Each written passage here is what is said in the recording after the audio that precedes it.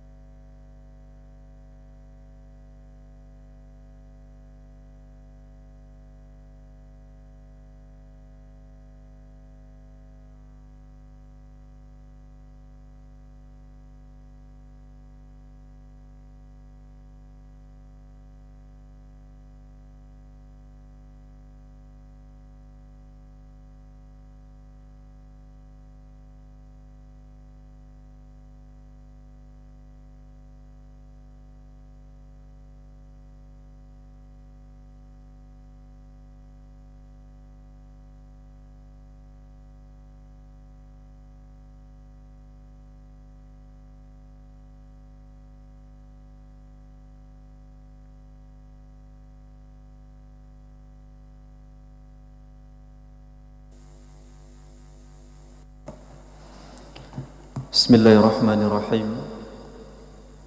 Uhayyikum bitahiyyatil Islam. Assalamualaikum warahmatullahi wabarakatuh. Alhamdulillah. Alhamdulillahi wa kafa. Wassalatu wassalamu ala nabiyyil mustafa wa alihi ahli sidqi wal wafa, amma ba'du. Rabbi syrah li sadri wa yassir li amri wahlul 'uqdatam min lisani yafqahu qawli. Alhamdulillah, jamaah yang dimuliakan Allah Subhanahu wa taala. Hari ini tanggal 8 Muharram 1446 Hijriah. Allah Subhanahu wa taala mengizinkan kita untuk sama-sama berjumpa dalam kondisi sehat wal afiat, tanpa ada kurang sedikit pun. Insya Allah sehat Pak ya? Alhamdulillah. Ibu sehat? Alhamdulillah. Alhamdulillah ya. Di hari yang berkah ini kita masih berada di awal tahun baru Hijriyah ya. Pada bulan Muharram, marilah sama-sama kita meluruskan kembali niat kita. Sama-sama kita memperbaiki niat kita sekaligus memperbanyak niat kita.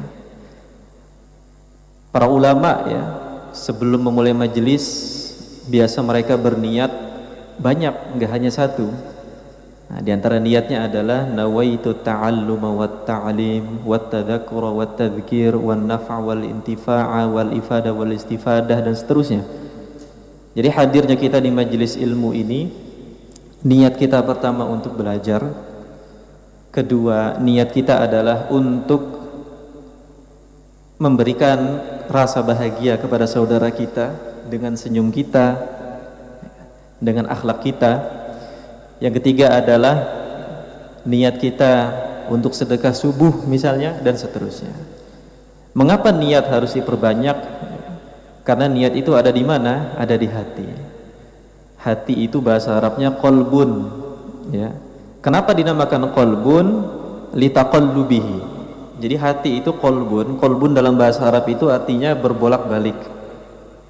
Jadi hati ini, niat ini kadang di awal bagus, karena ada satu dua hal akhirnya memalingkan niat tersebut yang awalnya sudah bagus, sudah lurus, akhirnya pun berguguran ya. Nah, karenanya para ulama menganjurkan kita ya untuk selalu memperbanyak niat-niat baik.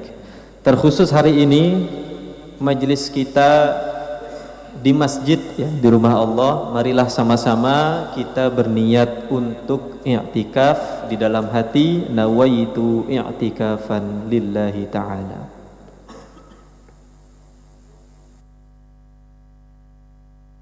Alhamdulillah, mudah-mudahan 1 jam ke depan duduknya kita di majelis ini bernilai pahala i'tikaf. Amin rabbal alamin.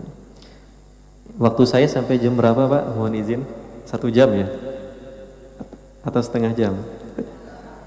40 menit. Baik, bismillahirrahmanirrahim. Bapak Ibu jamaah yang dimuliakan Allah Subhanahu wa taala, tema kita hari ini adalah tentang pokok-pokok akidah Islam.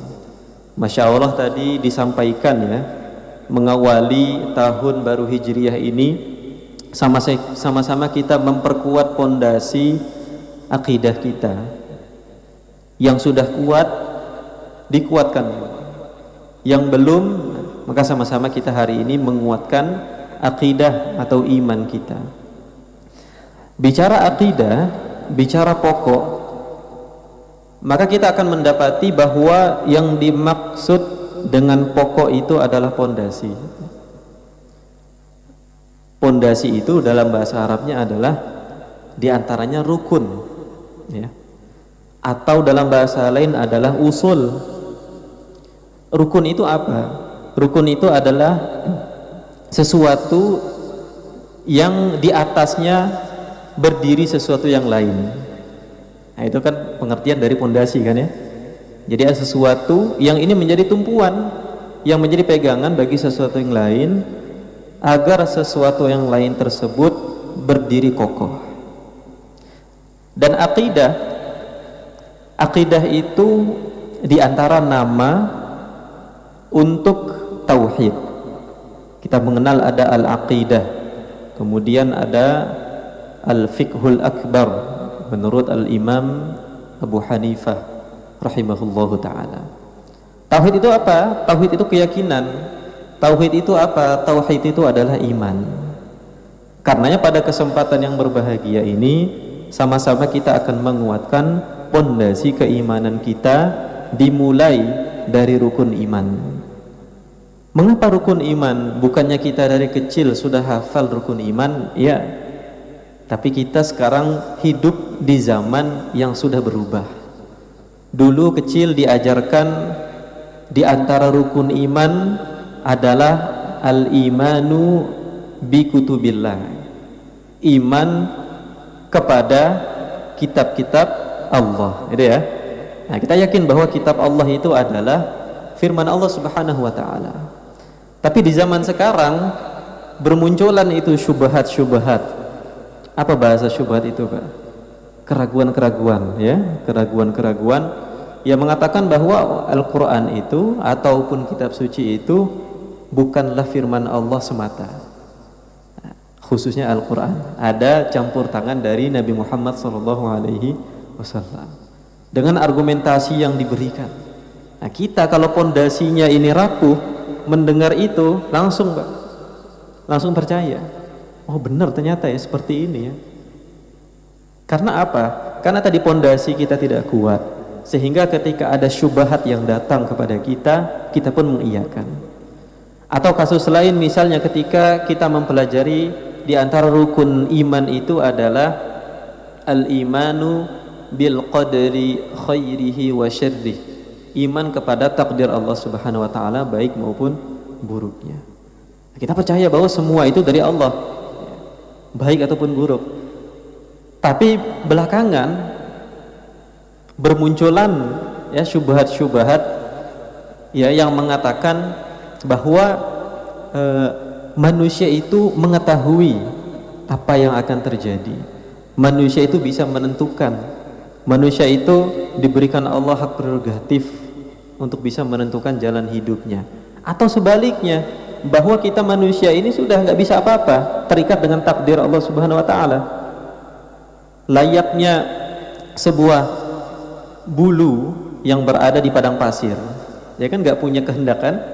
Nah, dia terbang ke sana kemari, nggak punya kehendak. Nah, bagaimana kita, khususnya di akhir zaman ini, pondasi keimanan kita semakin kuat, ya. Sehingga syubhat-syubhat yang tadi diantaranya yang kami sebutkan, kita bisa kebal gitu ya, kita bisa tahan dari berbagai keraguan-keraguan yang ada. Nah, ibadah yang paling utama adalah ma'rifatullah, mengenal Allah Subhanahu wa ta'ala. Karena ma'rifatullah ini kaitannya dengan iman, dan ma'rifatullah ini adalah syarat diterimanya amal ibadah kita. Allah berfirman, innama yataqabbalullahu minal muttaqin. Sesungguhnya tidaklah Allah yang menerima amal ibadah kita, menerima ibadah kita, melainkan dari orang-orang yang bertakwa. Orang-orang yang bertakwa adalah orang-orang yang beriman. Ketika imannya bermasalah, maka amal ibadahnya pun akan tertolak. Dan dalam surah Al-Hujurat, ya, Allah Subhanahu wa taala berfirman, innamal mu'minuna alladzina amanu billahi wa rasulih thumma lam yartabu wa jahadu bi amwalihim wa anfusihim fi sabilillah ulaika humus shadiqun. Sesungguhnya orang-orang mukmin yang sebenarnya adalah mereka yang beriman kepada Allah dan Rasul-Nya, lalu mereka tidak ragu dan mereka berjihad dengan harta dan jiwanya di jalan Allah. Mereka itulah orang-orang yang benar. Ini adalah gambaran ketika iman, akidah seorang sudah kuat, iman kepada Allah dan Rasul-Nya sudah kuat, tidak ada keraguan di dalamnya, kebal dari berbagai godaan-godaan yang ada, tahan banting dari berbagai syubhat yang ada, maka impactnya adalah, atau hasilnya adalah, mereka akan dengan sukarela berjihad di jalan Allah bi amwalihim wa anfusihim fi sabilillah, dengan harta mereka, dengan jiwa mereka. Kita melihat para sahabat Rasulullah SAW yang dengan rela menginfakkan seluruh hartanya. Kita lihat mereka dengan rela menginfakkan sebagian besar hartanya. Kita lihat bagaimana sahabat ketika disuruh oleh Nabi SAW untuk berjihad tanpa ragu-ragu, mereka pun keluar untuk berjihad di jalan Allah. Kita mengenal kisah seorang sahabat yang baru menikah, baru melaksanakan malam pengantinnya, tidak sempat mandi junub, ada panggilan jihad, langsung berangkat jihad,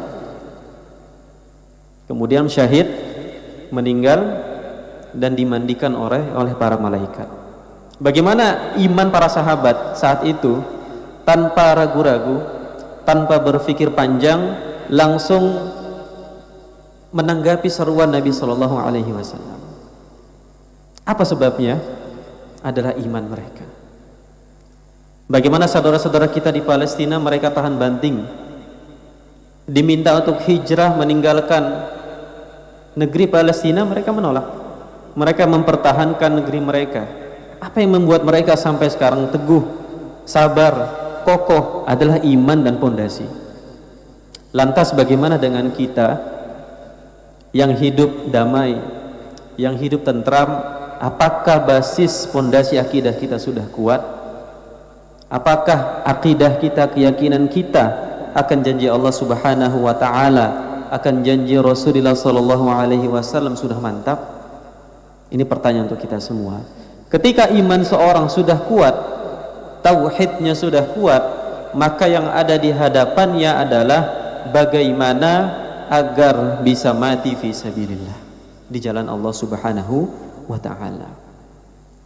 Dan mati jalan Allah tidak hanya berperang saja. Di antaranya adalah hadirnya kita di sini, Pak.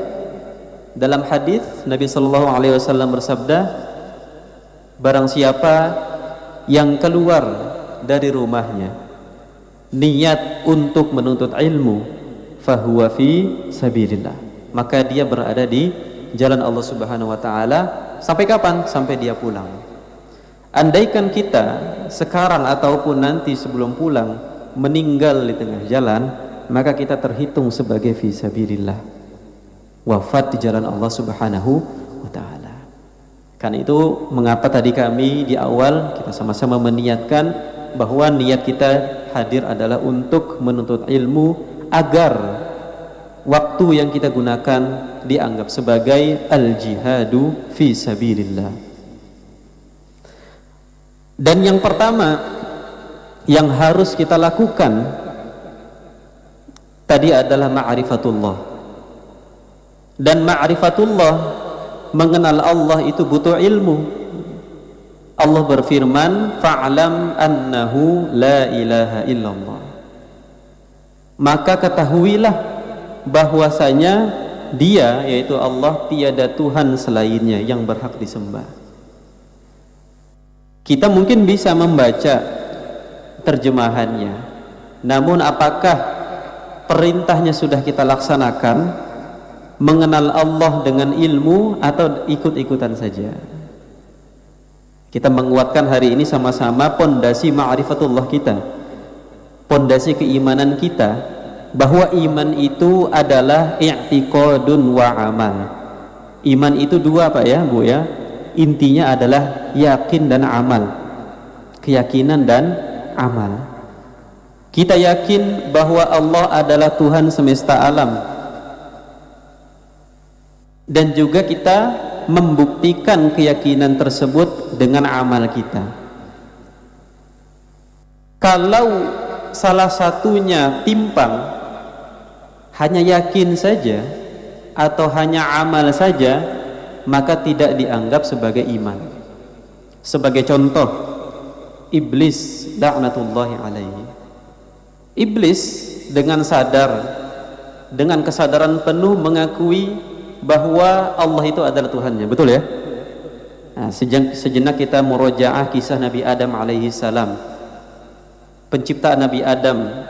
Kemudian Allah memerintahkan semuanya, malaikat dan iblis, untuk sujud penghormatan kepada Nabi Adam alaihi salam. Malaikat pun sujud, kecuali siapa Pak? Kecuali iblis laknatullah alaihi. Kemudian karena keengganan iblis untuk sujud, ia pun diusir oleh Allah dari surga. Iblis pun ketika menerima pengusiran tersebut, dia pun berkata apa? Rabbi fa'anzirni ila yaumi ba'atsun. Wahai Tuhanku, maka berikanlah aku waktu penangguhan hidup sampai hari kiamat. Kemudian Allah pun mengabulkan, iblis sampai sekarang masih hidup sampai hari kiamat. Ketika iblis meminta, kita lihat bagaimana permintaannya. Rabbi, wahai Tuhanku. Iblis dengan kesadaran penuh mengakui bahwa Allah adalah Tuhannya. Namun apa yang kurang darinya? Itu amalnya. Amalnya apa? Bahwa iblis enggan menuruti perintah Allah Subhanahu wa taala untuk sujud penghormatan. Karena itu, karena hanya keyakinan saja tanpa ada amal, dia termasuk golongan orang-orang yang kafir. Dalam Al-Quran, illa iblis aba wastakbara wa kana minal kafirin. Semuanya sujud kecuali siapa? Kecuali iblis laknatullahi alaihi. Dia enggan, dia pun sombong, wa kana minal kafirin, dan dia termasuk golongan orang-orang kafir. Ketika sudah yakin, maka dibuktikan dengan amal kita. Amal bisa dengan hati. Amal dengan hati seperti apa? Rasa takut kepada Allah. Amal dengan hati seperti apa? Tawakal kita kepada Allah. Amal dengan hati seperti apa? Pengharapan kita akan ampunan Allah Subhanahu wa taala.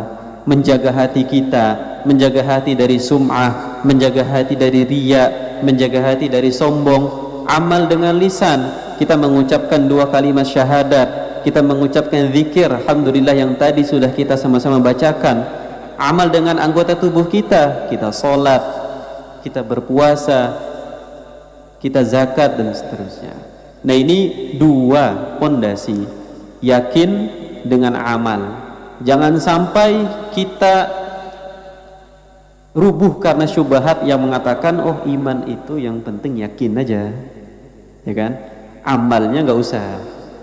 Kan barang siapa yang mengucapkan 2 kalimat syahadat masuk surga, ada hadisnya. Ya udah amal nggak usah, kita dijamin masuk surga insya Allah. Nah, itu hati-hati. Jadi 2 ini harus kita kuatkan, yaitu yakin dan amal. Yang pertama, al-imanu billahi ta'ala, iman kepada Allah subhanahu wa ta'ala. Mengapa kita mempelajari yang pertama adalah iman kepada Allah? Karena dalam surah An-Nahl Allah berfirman, wallahu akhrajakum min butuni ummahatikum la ta'lamuna syai'a wa ja'ala lakumus sam'a wal absara wal af'idah la'allakum tashkurun.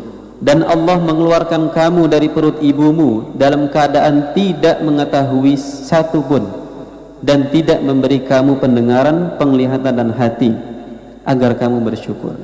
Jadi kita mempelajari ma'rifatullah, kita mempelajari iman kepada Allah, sebabnya satu, Pak Ibu ya, karena kita ingin mensyukuri nikmat yang Allah berikan. Allah sudah memberikan panca indera, maka kita gunakan kenikmatan tersebut, panca indera tersebut untuk mempelajari al-imanu billah atau ma'rifatullah. Apa maksud iman kepada Allah? Ini saya nukilkan langsung dari kitab Kasyifatus Saja. Kasyifatus Saja itu kitab fikih ya, kitab fikih karya ulama Nusantara, Syekh Nawawi Al-Bantani. Bahwa iman kepada Allah adalah kita meyakini bahwa Allah itu ada. Ada syubhat mengatakan enggak ada dalil Al-Quran Allah itu ada. Hati-hati. Allah itu ada. Allah itu qadim.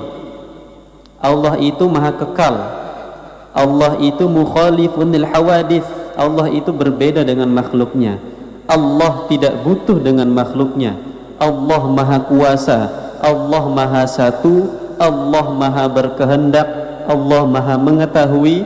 Allah maha mendengar. Allah maha melihat.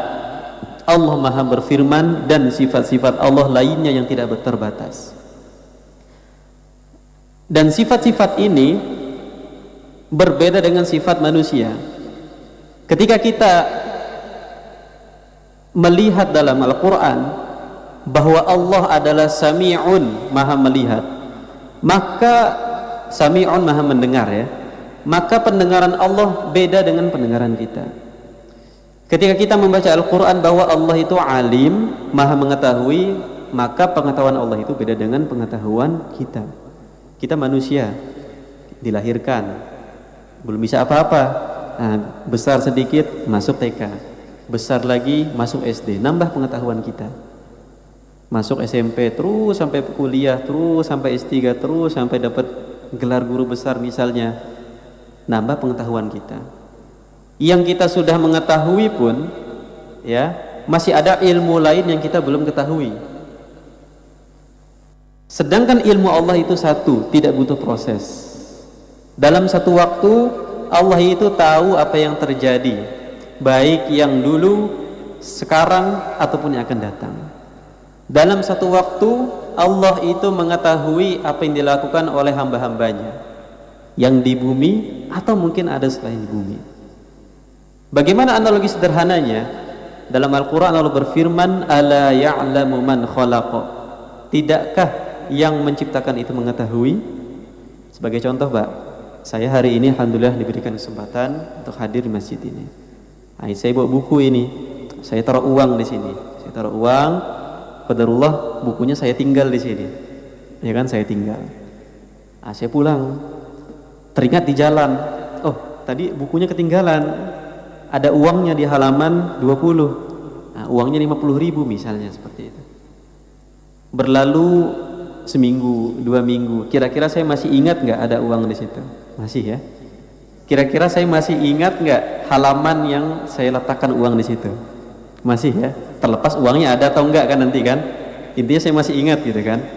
Nah, saya yang menjadikan peristiwa tersebut, saya yang membuat kejadian tersebut saja masih ingat bahwa ada uang di buku di halaman 20. Bagaimana Allah yang menciptakan kita dari ketiadaan, yang awalnya nggak ada, kemudian Allah menjadikan kita ada.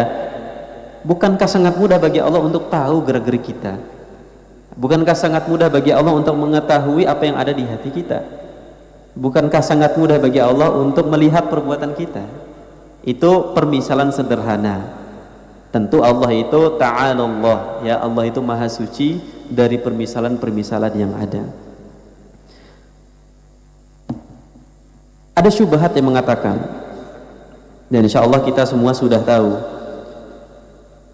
bahwa sesuatu yang ada di dunia ini tercipta dengan sendirinya. Itu keyakinan siapa, Pak?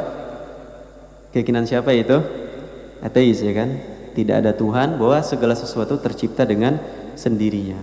Oke, dalam Al-Quran surah At-Tur Allah berfirman, am khuliqu min ghairi syai'in am humul khaliqun. Apakah mereka diciptakan tanpa sesuatu pun, ataukah mereka yang menciptakan diri mereka sendiri? Nah, ini bantahan dari Allah Subhanahu wa taala. Lalu kita melihat, kita merenung bahwa sifat sesuatu menunjukkan sebagian sifat pembuatnya.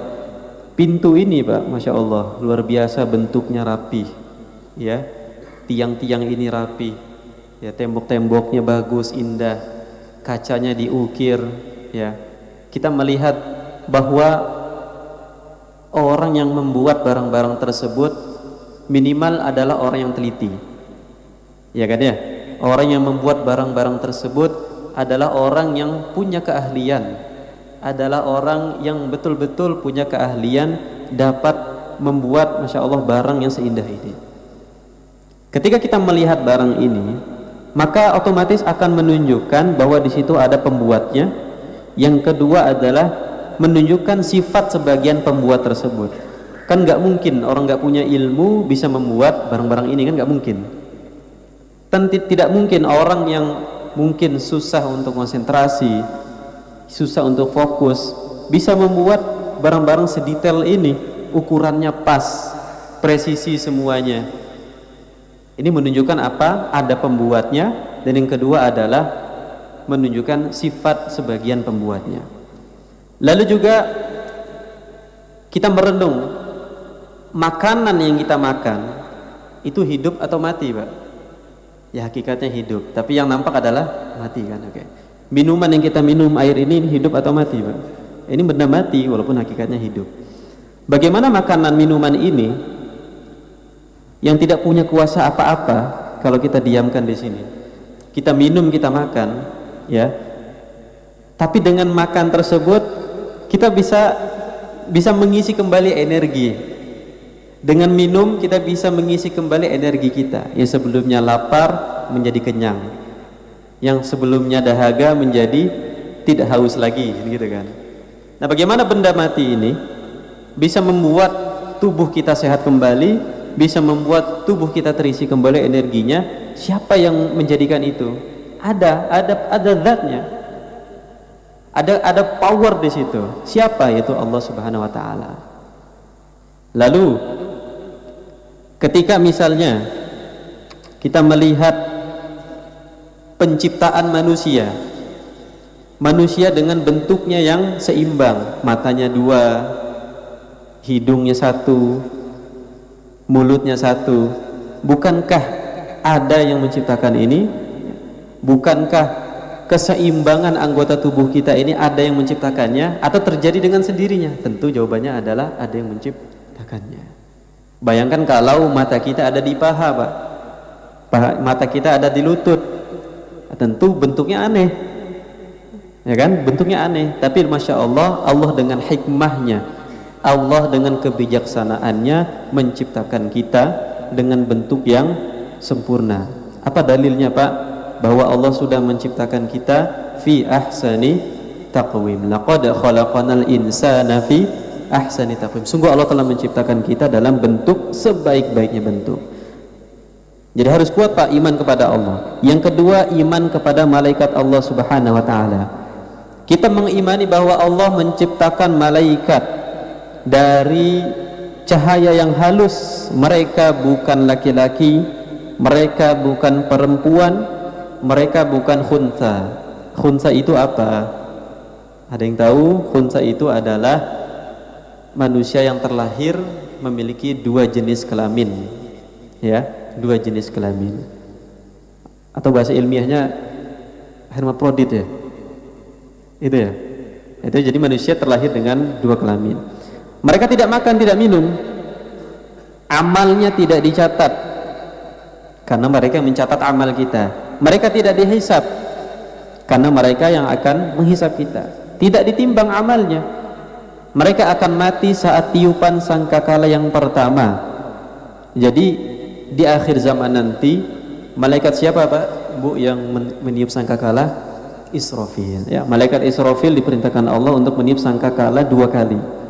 Pertama adalah untuk mewafatkan semua makhluk hidup, manusia, jin, para malaikat, kecuali beberapa yang akan kita sebut. Tiupan yang kedua adalah untuk membangkitkan yang telah wafat tadi, menghadap Allah Subhanahu wa taala dalam sebuah persidangan bersama Allah yang Maha Adil di sebuah tempat yang disebut Al-Mahsyar, padang mahsyar.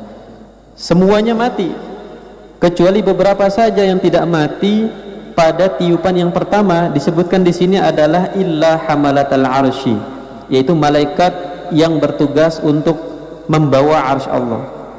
Warru'asaul arba'ah, yaitu malaikat 4 malaikat utama, malaikat Jibril, malaikat Mikail, malaikat Israfil, malaikat Izrail. Nah, mereka ini semuanya mati setelah tiupan sangkakala yang kedua. Orang-orang musyrik mengatakan bahwa malaikat adalah anak-anak Allah, anak perempuan Allah.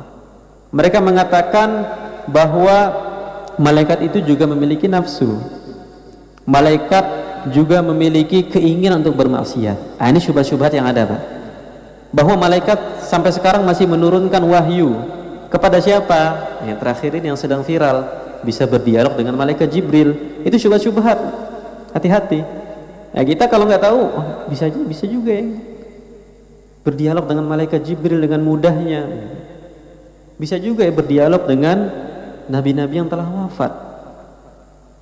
Sedangkan Nabi SAW pun proses diturunkan wahyu kepadanya itu nggak mudah. Ada beberapa proses. Malaikat Jibril menampakkan dirinya dengan sosok yang utuh, atau malaikat atau wahyu itu datang seperti apa? Seperti suara bel, silsilatul jaros. Nabi pun sampai pingsan, Nabi pun sampai berkeringat. Gak mudah itu. Kok ada orang bisa berdialog dengan malaikat Jibril? Ada lagi pengikutnya, hati-hati. Kan hati-hati. Ini keyakinan kita bahwa malaikat itu adalah makhluk Allah. Diturunkan malaikat itu bukan untuk hal-hal yang remeh. Kita melihat kisah Nabi Lut alaihi salam, Nabi Ibrahim alaihi salam, kan itu diutus malaikat ke situ kan, menyerupai sosok laki-laki yang ganteng kan, sebagai mengatakan 3 orang, 7 orang, 10 orang datang. Apa tujuan malaikat? Para ulama menafsirkan, diantaranya Al-Imam Mujahid, tujuan malaikat diutus itu hanya 2 saja. Pertama, untuk menurunkan wahyu tentu sudah terputus. Yang kedua adalah untuk menurunkan atau memberikan informasi azab, atau tambah yang ketiga untuk mengadab orang-orang yang musyrik. 3 saja. Nah, makanya pondasi keimanan kita akan iman kepada malaikat Allah itu harus kuat. Iman kepada kitab-kitab Allah. Kita mengimani bahwa Allah Subhanahu wa taala menurunkan kitab-kitab sucinya. Kepada siapa? Kepada para nabi dan rasul alaihi wassalatu wassalam. Dan semua yang ada di kitab tersebut adalah benar. Baik prosesnya melalui wahyu secara langsung, yaitu Allah yang menurunkan seperti perintah sholat secara langsung, atau melalui malaikat, atau dibatasi dengan hijab, dengan batasan, sehingga wahyu tersebut dapat didengar kemudian disampaikan kepada kita. Di antara 4 kitab suci, ya, sebelumnya kita bahas ada berapa Pak jumlah kitab suci. Insya Allah ya, kita diperintahkan untuk mengimani semua kitab suci Allah. Sebagian mengatakan jumlahnya ada 104, ada yang mengatakan 114 kitab, ada yang mengatakan 180 kitab. Tapi di antara jumlah-jumlah tersebut yang wajib kita imani ada 4 saja secara rinci, yaitu kitab apa yang pertama? Zabur ya. Ya, kitab Zabur diturunkan kepada Nabi Dawud alaihissalam. Kitab Taurat diturunkan kepada Nabi Musa alaihissalam. Kitab Injil diturunkan kepada Nabi Isa alaihissalam. Yang keempat terakhir, mukjizat terbesar Al-Quran diturunkan kepada baginda Rasulullah sallallahu alaihi wasallam. Baru-baru ini ada diskusi, mungkin sebagian jamaah ada yang nonton ya. Seorang profesor bernama Mun'im Sirri mengatakan bahwa Al-Quran itu adalah kalamullah dan kalam Nabi secara langsung. Al-Quran firman Allah dan juga sabda Nabi dalam satu waktu. Kok bisa? Argumentasinya kuat, Pak. Kuat kalau kita lihat ternyata rapuh di dalam, karena dia menggunakan metodologi barat. Nah, kuliahnya di sana, di barat sana.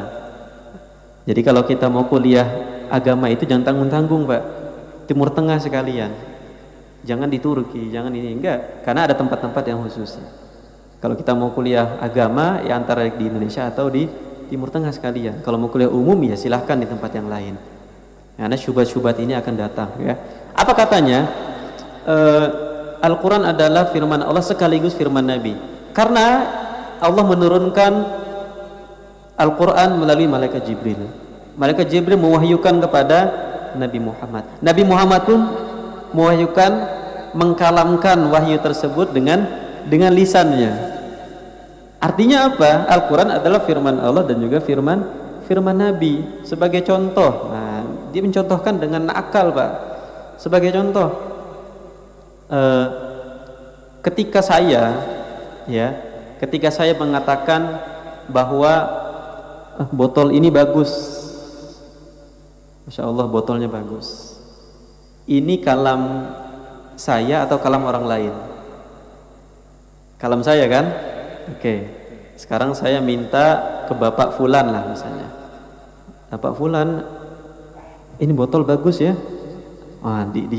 Dicerna kan? Bapak Fulan tersebut bilang, ini botol bagus. Nah, botol bagus itu yang dikatakan oleh Bapak Fulan ini, itu kalam beliau atau kalam saya? Itu logika sederhana seperti itu. Itu kalam beliau yang mengatakan botol ini bagus, atau kalam saya yang mengatakan bahwa botol ini bagus? Kira-kira kalam siapa, Pak? Kalam Bapak Fulan itu, ya kan? Nah, itu argumentasi dia. Argumentasinya. Oke, saya berikan lagi contoh. Saya bilang rumah itu jelek ya. Nah, mohon maaf ya, bukan menyinggung ya.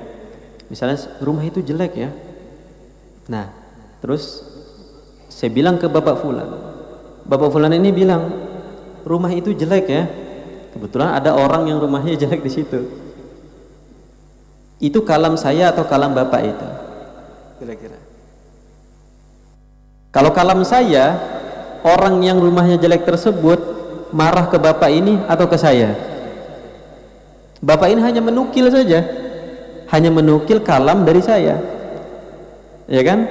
Tentu harusnya marahnya ke saya, bukan ke Bapak tersebut, karena Bapak tersebut hanya menukil kalam dari saya. Itu sederhana seperti itu, Pak.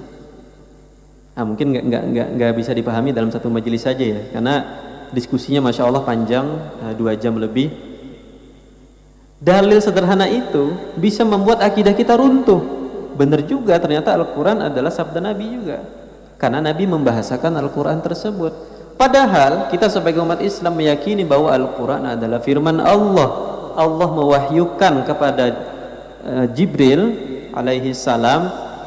Jibril mewahyukan kepada Nabi Muhammad. Nabi Muhammad hanya menyampaikan apa yang sudah diwahyukan oleh Jibril alaihi salam saja.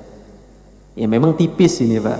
Kita kalau rapuh pondasinya bisa jatuh ke dalam jurang. Karena itu kita sebagai umat Islam yakin bahwa kitab-kitab Allah berapapun jumlahnya, khususnya yang sekarang sedang kita baca, yang sedang kita ambil ibrahnya, yang sedang kita pelajari yaitu Al-Quran, adalah firman Allah. firman Allah, bukan firman Nabi, bukan sabda Nabi. Nabi hanya menyampaikan saja kepada umatnya. Ini dalil juga, Masya Allah, bagaimana Al-Quran adalah firman Allah. Al-Quran itu tersusun dari huruf hijaiyah, betul ya? Alif, ba, ta, tha, jim, ha, kho, dan seterusnya. Orang, khususnya orang Arab, juga berbicara dengan bahasa yang tersusun dari huruf hijaiyah, betul kan? Oke. Kalau kita lihat seorang orator dari negara Arab misalnya, baik itu pemimpin negara ataupun tokoh agama di sana, maka kita akan pertama kali takjub, Masya Allah, kok dia bisa merangkai kata-kata ini seindah ini. Kita takjub kan. Untuk kedua kalinya kita masih takjub. Untuk ketiga kalinya mungkin masih. Keempat kalinya sudah mulai bosan. Kelima kali sudah mulai bosan, seterusnya. Tapi Al-Quran dengan huruf yang sama, berapa kali Al-Fatihah yang kita baca dalam satu hari? Minimal ada 17 kali Al-Fatihah yang kita baca kan? Tapi pernah nggak kita bosan baca Al-Fatihah? Nggak pernah. Berapa kali kita baca Al-Quran, kita khatamkan, kita lewat, udah khatam, maju lagi, mulai lagi dari Al-Fatihah, Al-Baqarah, Ali Imran, terus mulai lagi dari awal. Pernah nggak kita bosan? Enggak. Malas iya, tapi bosan enggak. Itu beda, dua hal yang berbeda ya, malas dengan bosan.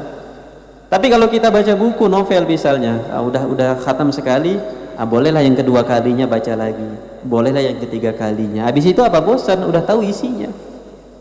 Tapi Al-Quran tidak pernah membuat kita bosan.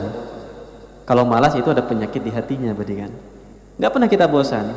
Orang bisa khatam 1 bulan 5 kali, 10 kali, bahkan yang terakhir itu 1 bulan Ramadan bisa khatam 60 kali. Di Makassar Pak, ada mahasiswa 1 bulan nggak pegang HP, fokus sama Al-Quran 60 kali, bisa.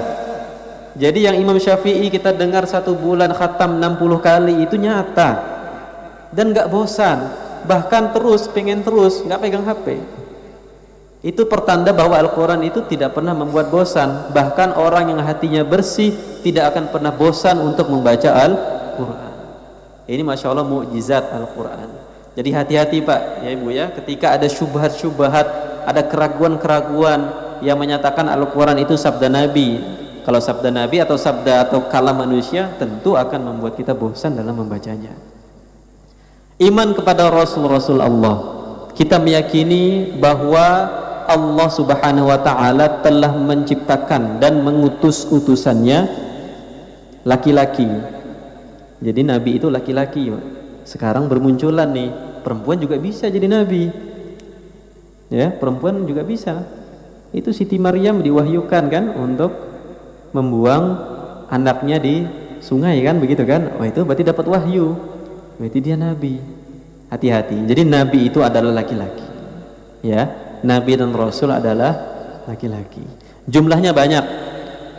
Dalam sebuah riwayat jumlahnya adalah, jumlah Nabi itu 124.000 Nabi. Dari Nabi Adam alaihissalam sampai Nabi Muhammad sallallahu alaihi wasallam. 124.000 diantaranya 313 Rasul. Apa beda Nabi dengan Rasul? Rasul adalah manusia, laki-laki yang Allah berikan wahyu, ditugaskan untuk menyampaikan kepada umatnya. Itu Rasul. Sedangkan Nabi sama-sama diberikan wahyu, tapi tidak diperintahkan untuk menyampaikannya. Yang kedua, bahwa Nabi mengikuti syariat atau ajaran Rasul sebelumnya. Itu Nabi. Yang ketiga, tapi Nabi bisa atau diharuskan untuk menyampaikan kepada umatnya bahwa saya ini Nabi, agar umatnya itu menghormatinya, memuliakannya. Itu bedanya Pak. Nabi Musa itu Rasul atau Nabi? Rasul dan Nabi ya. Nabi Harun itu Nabi karena mengikuti syariat Nabi Musa alaihissalam. Itu contoh seperti itu. Kemudian Nabi Musa juga rasul dan nabi. Nabi Khidir alaihissalam adalah seorang nabi, mengikuti syariat Nabi Musa alaihissalam. Jadi seperti itu. Ya, kita yakini bahwa mereka adalah orang-orang terpilih yang jumlahnya sangat banyak, yang semua wajib kita imani secara umum, tapi yang khusus kita imani ada 25, dari Nabi Adam, Idris, terus sampai Nabi Muhammad sallallahu alaihi wasallam. Dan di antara mereka ada yang disebut dengan ulul azmi, yaitu nabi-nabi yang berjumlah 5 orang yang mereka memiliki kesabaran yang kuat. Siapa mereka? Nabi Musa, lalu Nabi Ibrahim, terus Nabi Musa, Ibrahim, Nuh, Isa, Muhammad sallallahu alaihi wasallam. Ini sederhana, tapi belakangan ada yang ngaku, ya kan? Dan sudah kita lihat, baik yang terpublish ataupun tidak. Ada nabi di daerah Jawa Barat itu namanya Nabi, saya lupa, Sukiman atau Tujiman namanya. Itu nabi, adalah seorang tukang jahit. Kebetulan rumahnya dekat dengan rumah teman saya, ya, tukang jahit, ngaku nabi. Ada nggak pengikutnya? Ada pengikutnya, ya kan?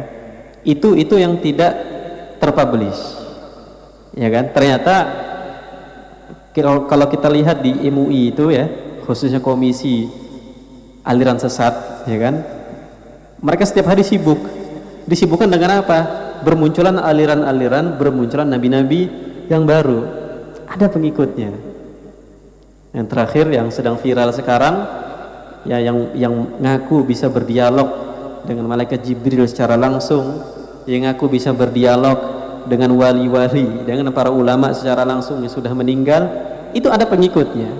Jadi jangan kira, Pak, kita yang sudah belajar rukun iman ini, yang kita sudah mantap, kemudian ada orang sebelah sana ngaku nabi, dan kita menganggap nggak ada pengikutnya. Ada pengikutnya yang nggak punya keahlian apa-apa. Bagaimana dengan Dajjal ketika datang, kemampuannya seperti Tuhan, menurunkan hujan, menahan hujan, menghidupkan orang mati. Orang sudah hidup dipotong jadi 2, mati, hidup lagi. Itu Dajjal la'natullah alaihi.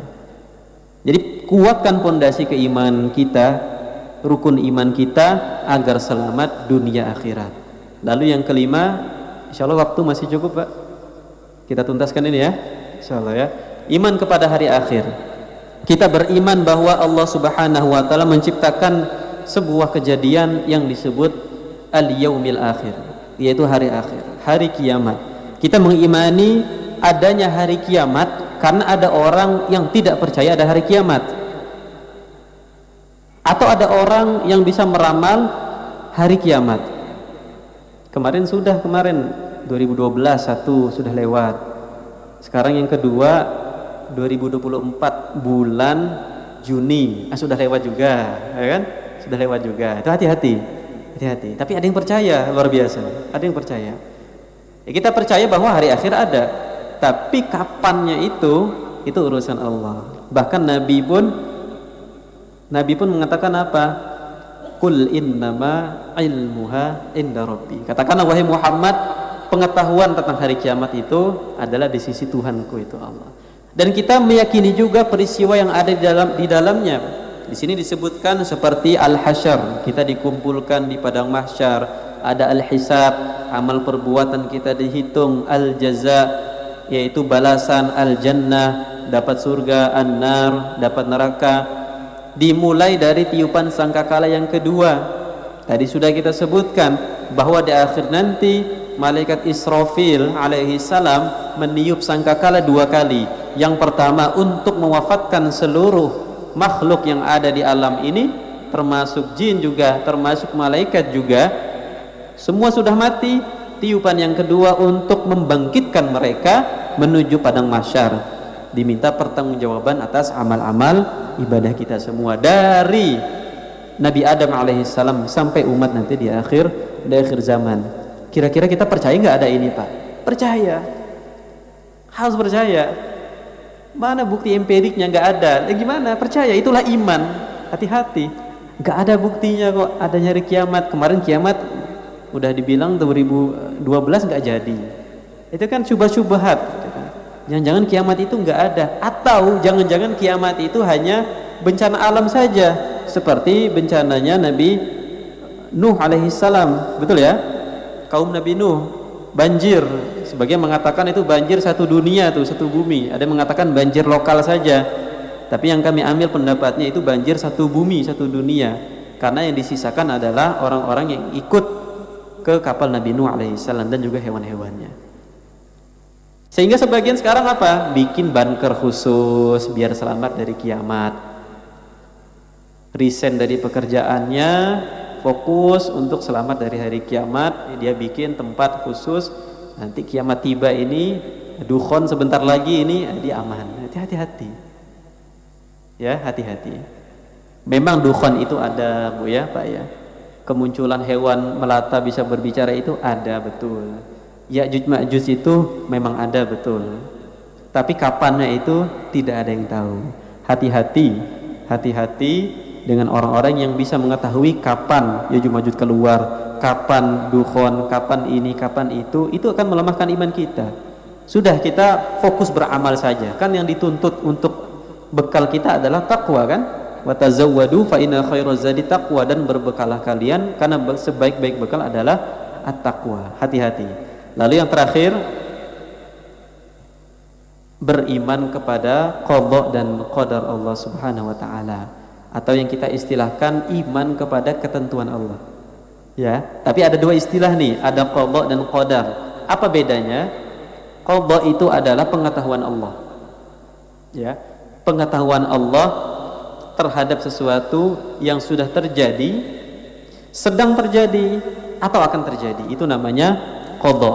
Sedangkan qadar itu adalah realisasi atas qada Allah Subhanahu wa taala. Kita sebagai umat Islam, sebagai seorang muslim, harus yakin bahwa Allah menciptakan kebaikan dan keburukan. Kebaikan itu dari siapa? Dari Allah.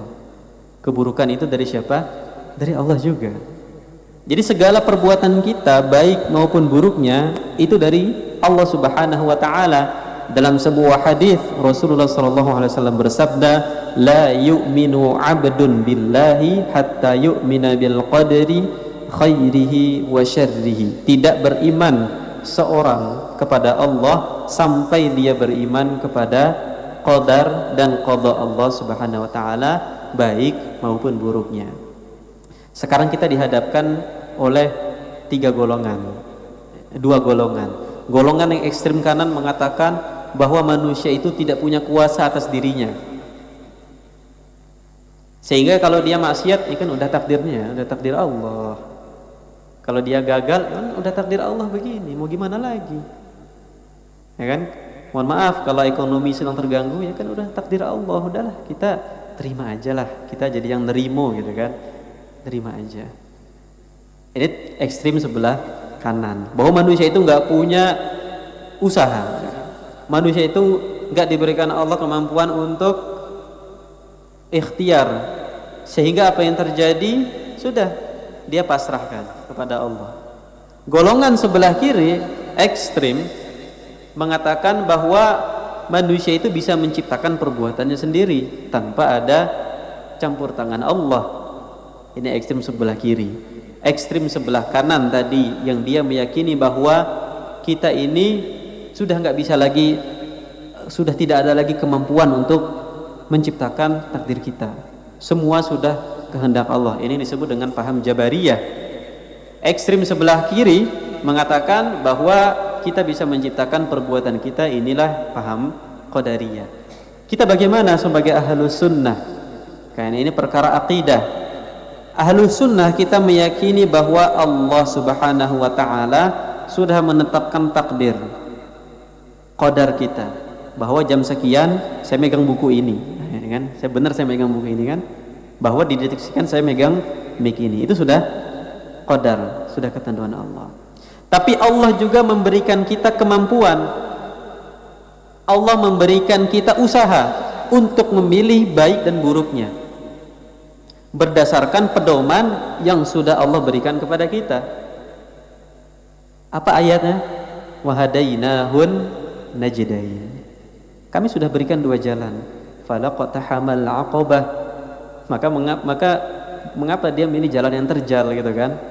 Sudah diberikan Allah dua jalan. Allah sudah sampaikan dalam Al-Quran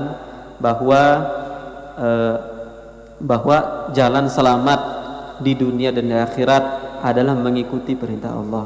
Jalan selamat dunia akhirat adalah menegakkan syariat Allah.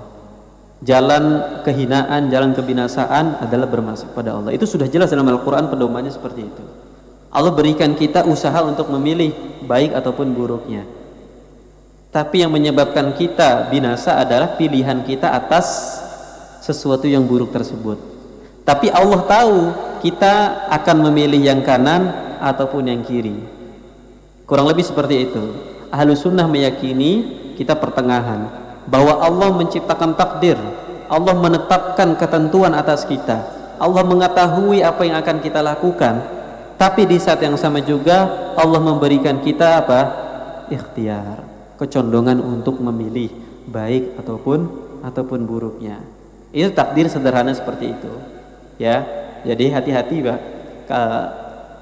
Ketika kita sedang dalam keterpurukan, sedang di bawah, sedang Allah uji, hati-hati. Kadangkala ucapan udahlah, udah takdirnya begini, kita mau apa, itu hati-hati. Ini bisa melemahkan iman kita, ya. Udahlah, kita nggak usah berusaha lah. Kalau udah takdirnya, mohon maaf ya, takdirnya miskin, buat apa juga, hati-hati. Memang miskin kaya itu ketentuan Allah, tapi dengan ucapan tersebut seolah kita menafikan bahwa Allah memberikan kita usaha untuk berikhtiar.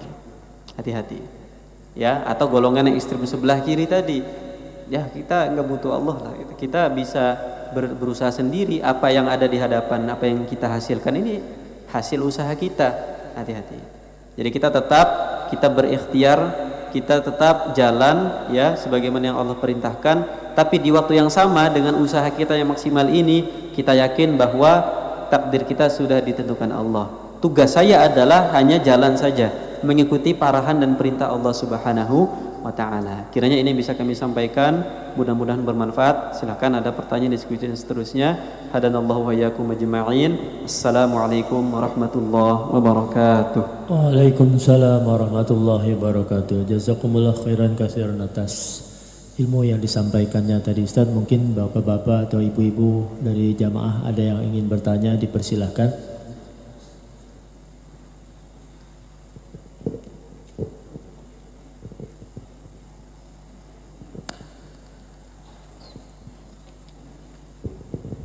Bismillahirrahmanirrahim. Assalamualaikum warahmatullahi wabarakatuh. Waalaikumsalam. Terima kasih tadi Ustadz atas paparannya. Saya melihat tadi ada poin penting mengenai iman adalah mengenai amal. Mungkin kalau masalah keyakinan itu hal yang bukan mudah, tapi karena kita dari kecil ditanamkan tentang iman, 6 iman itu full lah, yakin. Tapi kemudian dalam pengerjaan amal ke implementasi itu kan kita ada guru, ada faham, ada aliran dan sebagainya yang berkembang 14 abad. Artinya guru itu makin banyak, sementara Nabi berhenti di Nabi Muhammad SAW. Nah, ini mungkin bukan menimbulkan subhat, tapi menimbulkan keraguan apa yang kita lakukan, karena variannya sudah ada banyak nih. Sini A boleh, B tidak boleh. Semuanya berdasar pada kitab Allah tadi. Bagaimana menyikapi? Memang kita harus belajar, tapi dengan 14 abad perkembangan Islam, varian makin banyak, guru makin banyak, aliran juga makin banyak. Apakah kita bisa menetapkan hati, saya memilih yang ini atau saya memilih ajaran ini, dengan tetap keyakinan yang sama yang 6 tadi? Kira-kira itu, Ustaz. Assalamualaikum warahmatullahi wabarakatuh. Waalaikumsalam warahmatullahi wabarakatuh. Baik, akidah itu seperti fikih ya. Fikih itu ada namanya usul, ada furu' ya. Ada usul itu pondasi, semua harus sama. Itu fikih ya. Qur'annya harus sama, hadisnya sama, rukun iman sama. Ada furu' fikih. Furu' fikih itu perbedaan pendapat fikih di antara ulama-ulama fikih. Kunut subuh kunut enggak? Ya kan itu perbedaannya.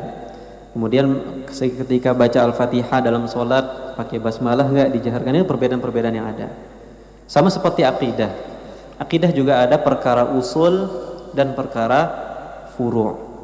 Usul yang tadi sudah kita bahas. Sengaja saya singgung yang pokok ya, karena mungkin jamaah majemuk di sini ya pemahamannya. Usul harus sama. Usul nggak boleh beda sama sekali. Rukun iman kita harus 6.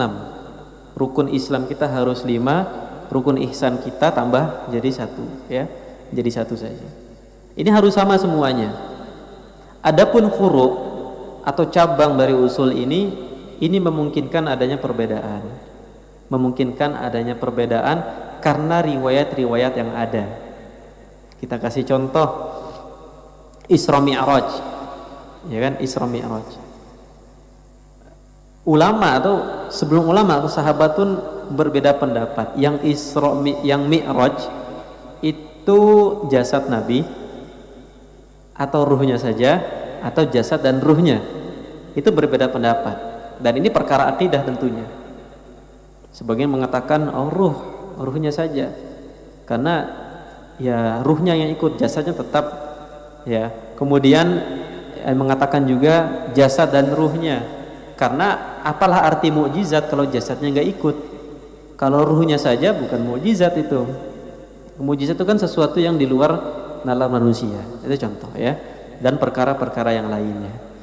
Yang kedua, betul Bapak yang tadi Bapak sampaikan, berkembangnya paham-paham yang ada. Bagaimana kita menyikapinya. Nah, setelah kita tahu bahwa akidah tauhid itu ada usul, ada furu', maka kita pegang yang usul, yang furu' bagaimana, Pak? Kami berpendapat bahwa yang furu' ini untuk ambil amannya adalah mengikuti apa yang telah disebutkan oleh Al-Imam As-Sifarini, bahwa Ahlus Sunnah itu ada 3. Boleh kami sampaikan di sini ya? Ada 3. Asy'ariyah, Maturidiyah, dan Athariyah. Asy'ariyah adalah paham atau metode belajar yang disusun oleh Al-Imam Abul Hasan Al-Asy'ari. Maturidiyah adalah paham atau metode yang disusun oleh Al-Imam Abu Mansur Al-Maturidi. Dan Athariyah adalah paham yang disusun oleh Al-Imam Ahmad Ibn Hanbal rahimahumullahu rahmatan wasi'ah. 3 ini saja, Pak. Oke, kita nggak belajar tentang ini, nggak apa-apa. Nggak belajar tentang ini nggak apa-apa. Tapi perbedaan-perbedaan yang ada di antara ketiga ini lebih mengerucut lagi ke dalam perkara asma wa sifat. Sifat-sifat Allah, nama-nama Allah lebih mengerucut, dan ini yang menjadi sebab pertengkaran di antara umat Islam. Boleh kami sebutkan contoh ya? Misalnya ketika kita membaca firman Allah istawa 'alal arsy, bahwa Allah itu istawa 'alal arsy, beristiwa di atas arsy. Saya nggak sebutkan artinya, bahwa Allah itu beristiwa di atas arsy. Istiwa ini yang menjadi sebab ribut kita. Ini istiwa ini, apakah istiwa benar-benar bersemayam layaknya makhluk, atau istiwa ini hanya Allah saja yang tahu artinya, atau istiwa ini bisa kita takwilkan ke makna yang lain. Di antaranya adalah istaula, yaitu menguasai. Sebagaimana kita bilang Bapak Gubernur sudah menduduki kursi pemerintahan. Emang duduk dia kan? Enggak, maksudnya menguasai pemerintahan selama 5 tahun misalnya kan bukan menduduki duduk beneran gitu kan. Atau saya bilang saya lagi nonton bola nih, saya lagi nonton bola, jangan ganggu. Saya lagi nonton bola saya tonton, benda bola, atau saya lagi nonton pertandingan bola yang ada di layar. Itu saja perbedaannya. Nah, bagaimana biar selamat? Ikuti guru kita, Pak. Ikuti guru kita. Insya Allah apa yang sudah disampaikan oleh guru kita, selama, nah saya kasih ininya ya, rambu-rambunya. Selama dia tidak menyamakan Allah dengan makhluknya, nah itu saja. Selama dia tidak menyamakan Allah dengan makhluknya, dengan manusia, itu saja. Ketika kita misalnya sedang belajar, guru kita bilang bahwa Allah itu duduk seperti duduknya manusia. Itu berarti bahaya. Bahwa Allah itu dalam Al-Quran dikatakan yadullah, tangan Allah. Bahwa Allah punya tangan seperti tangannya makhluk, itu sudah bahaya. Tapi kalau kita dia bilang bahwa Allah itu punya tangan, adapun hakikat tangannya bagaimana diserahkan kepada Allah, maka aman. Atau metode yang kedua, bahwa Allah berfirman Allah itu punya yadullah, tapi hakikatnya seperti apa kita nggak artikan itu sebagai tangan, maknanya kita serahkan kepada Allah. Ini saja yang mungkin yang membuat kita ribut di sini. Adapun ketika kita melihat orang yang sudah jelas rukun imannya ada 4, otomatis kita menolak kan, ya kan? Menolak kan, rukun iman 4. Oh, aneh ini, nggak mungkin ini. Tapi karena tadi rukun iman sudah sepakat, ribut di dalam masalah sifat-sifat Allah, nah kita bijaknya apa tadi? Pakemnya adalah selama tidak menyerupakan Allah dengan makhluknya, insya Allah selamat. Karena Allah dalam banyak ayat berfirman, di antaranya laisa kamitslihi syai'un wa huwas sami'un basir. Allah tidak memiliki serupa, ya, tidak ada serupa bagi Allah, dan Allah Maha mendengar dan Maha melihat. Atau ayat lain, walam yakul lahu kufuwan ahad. Allah tidak mempunyai permisalan, ya, baginya, dan Allah Maha Esa. Itu mungkin Pak ya sebagai pakemnya. Syukran. Alhamdulillah. Masih ada lagi? Kalau oh iya silakan. Baik, assalamualaikum warahmatullahi wabarakatuh. Waalaikumsalam. Pak Ustadz tadi disampaikan mengenai rukun iman terhadap kitab-kitabnya, bahwa yang ingin mohon penjelasan adalah penjelasan mengenai hadis qudsi. Hadis qudsi itu saya pernah mendengar bahwa itu sebetulnya adalah firman Allah juga gitu. Itu barangkali mungkin perlu yang penjelasan. Yang kedua adalah iman mengenai hari akhir tadi Pak. Kita sering mendengar bahwa ada pernyataan bahwa kiamat sudah dekat. Berarti kalau ada pernyataan itu seolah-olah sudah mengetahui kapan kiamat itu akan terjadi, padahal kan kita tidak boleh yang tahu kiamat akan terjadi itu hanya Allah SWT. Itu aja barangkali. Terima kasih. Wassalamualaikum warahmatullahi wabarakatuh.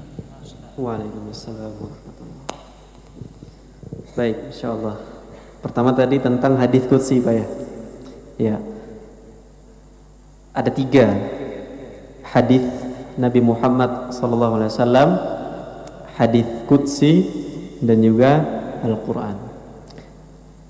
Hadis itu adalah sabda Nabi. Apa yang Nabi sabdakan, Nabi bahasakan dengan bahasa Arab, itu adalah hadis.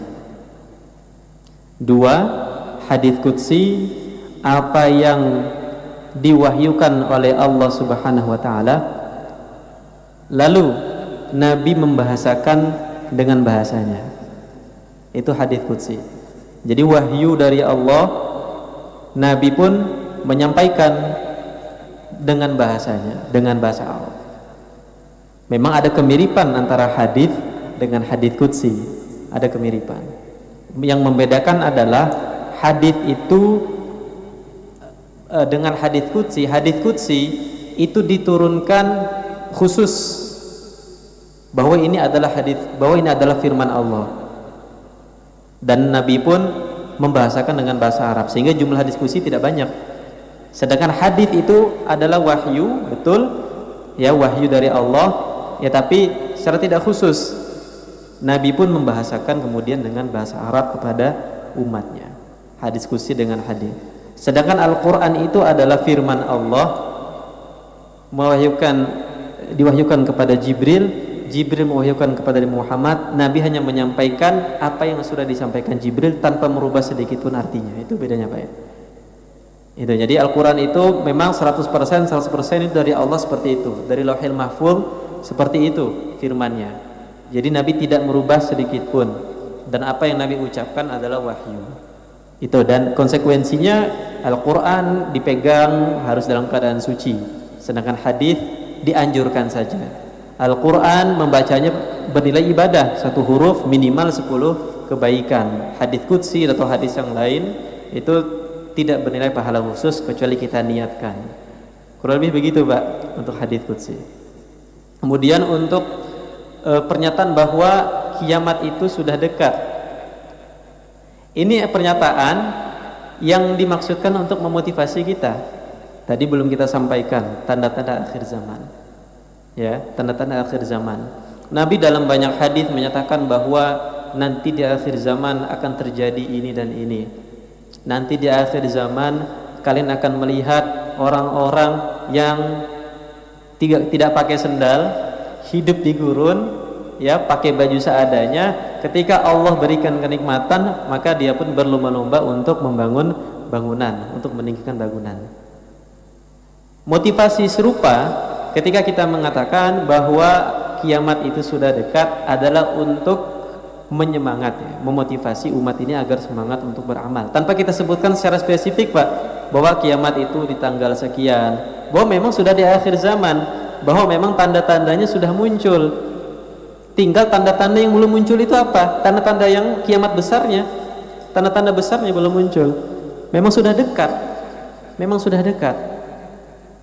Yang sudah terjadi, Nabi SAW sudah meninggal, itu tanda kiamat. Bulan terbelah, itu tanda kiamat. Kemudian apalagi tanda-tanda kiamat? Ya tadi sudah kita sebutkan, orang-orang berlomba untuk meninggikan bangunan, perzinahan di mana-mana, perempuan berpakaian tapi telanjang. Dulu orang bingung ketika mendengar hadis berpakaian tapi telanjang. Itu gimana? Ya telanjang pakaiannya pakaian. Ternyata sekarang ada kan berpakaian tapi telanjang. Kemudian melenggokkan tubuhnya. Ternyata sekarang ada pakai sepatu yang tinggi, jalan sambil dilenggokkan tubuhnya, dimiringkan tubuhnya. Ternyata ada. Tinggal satu yang belum muncul adalah tanda-tanda kiamat kubro, kiamat yang besar. Kemunculan Dajjal, turunnya Nabi Isa, kemunculan Imam Mahdi, Ya'juj Ma'juj. Itu yang belum. Kalau ini sudah ada, maka sudah rentetan atau runtun kiamatnya itu sudah mulai. Nah, tinggal tunggu kapan waktunya. Jadi itu Pak ya. Jadi ketika kita mengatakan bahwa kiamat sudah dekat tanpa menyebutkan secara spesifik kapan terjadinya, tujuannya adalah untuk memotivasi umat agar semangat untuk beramal. Yang salah adalah kalau kita bilang bahwa sebentar lagi akan ada dukhon, sebentar lagi akan keluar binatang melata. Nah, itu sudah spesifik kita. Kita harus bisa membuktikan bahwa sebentar laginya itu kapan. Sebentar lagi akan keluar Dajjal. Itu secara spesifik. Tapi kalau kita bilang sekarang sudah akhir zaman, hadis-hadis menyatakan bahwa tanda-tanda tersebut sudah muncul, maka artinya kiamat sudah dekat. Itu Pak kurang lebih, insyaallah. Alhamdulillah. Mungkin itu saja pada kesempatan pagi yang berbahagia ini. Marilah kita tutup kajian ini dengan sama-sama baca doa kafaratul majelis. Subhanakallahumma bihamdika asyhadu an la ilaha illa anta astaghfiruka wa atubu ilaik. Kurang lebihnya mohon maaf. Assalamualaikum warahmatullahi wabarakatuh. Waalaikumsalam warahmatullahi wabarakatuh.